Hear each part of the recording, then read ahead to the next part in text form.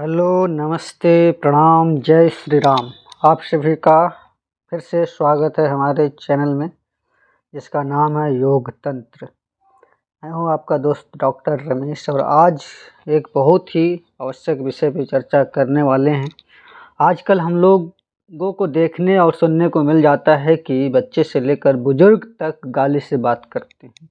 अगर उन्हें पता हो कि शब्दों का प्रयोग से भी परमात्मा के करीब पहुंचा जा सकता है तो ये शायद ऐसा न करें। तो इन्हीं बातों से संबंधित आज का लेख हम लोग जानने वाले हैं परम पूज्य गुरुदेव की कृपा से। तो कबीरदास ने भी कहा था, वाणी ऐसी बोलिए मन का आपा खोए, औरन को शीतल करे आपहु शीतल होए। आज के वीडियो में हम लोग शब्दों के प्रचंड शक्ति से परिचित होने वाले हैं। तो आइए अविलंब प्रारंभ करते हैं।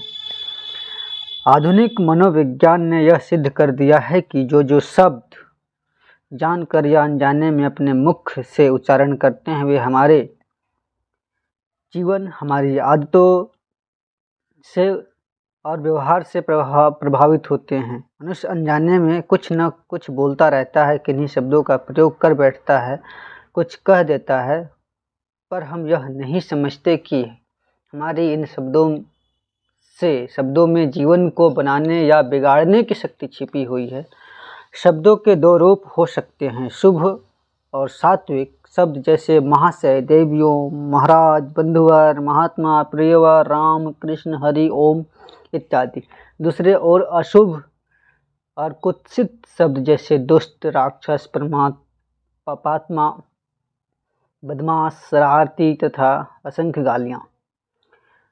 हम नहीं जानते कि दैनिक जीवन में किस वर्ग के शब्दों का प्रयोग कर रहे हैं तथा उसका क्या प्रभाव होगा। स्मरण रखिए कि आपके मुख से निकलने वाला हर एक शब्द, प्रत्येक स्वर, चाहे उसका कुछ भी अर्थ हो, हमारे समग्र शरीर को चलायमान कर देता है।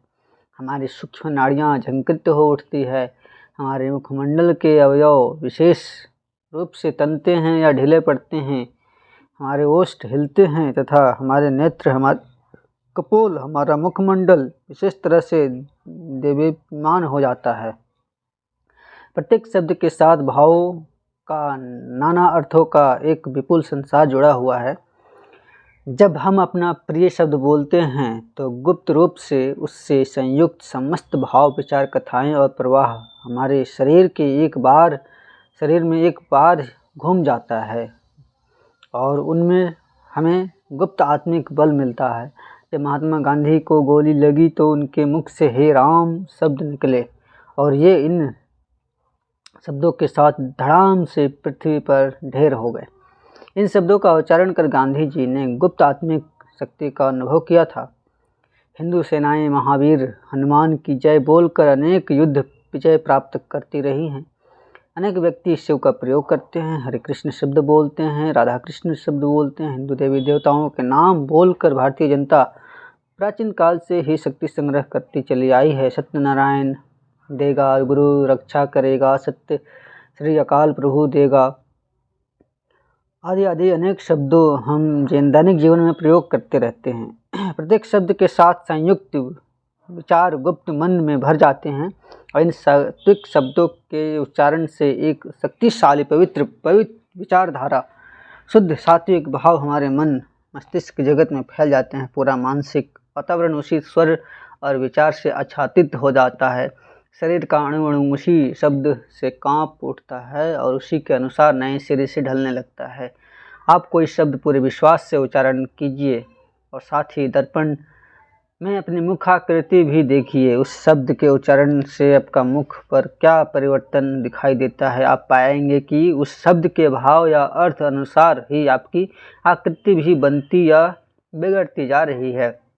जैसे ही क्रोध, आवेश, गाली गलौज या कुत्सित उत्तेजना का कोई शब्द आपके मुख से निकलता है तो वैसे ही आपका मधुर चेहरा तन जाता है और होठ कांपने लगते हैं। संपूर्ण शरीर में अजीब थरथराहट से उत्पन्न हो जाती है, नेत्र लाल होकर चढ़ जाते हैं और इन बाहरी परिवर्तनों के अलावा शरीर के अंदर समग्र मानसिक जगत में अजीब कोलाहल, कसक और तेजी पैदा हो जाती है।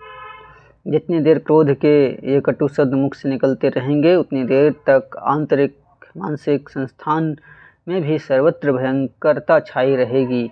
वैसे ही कटु और अस्थिर अंतर स्थिति बनती जाएगी।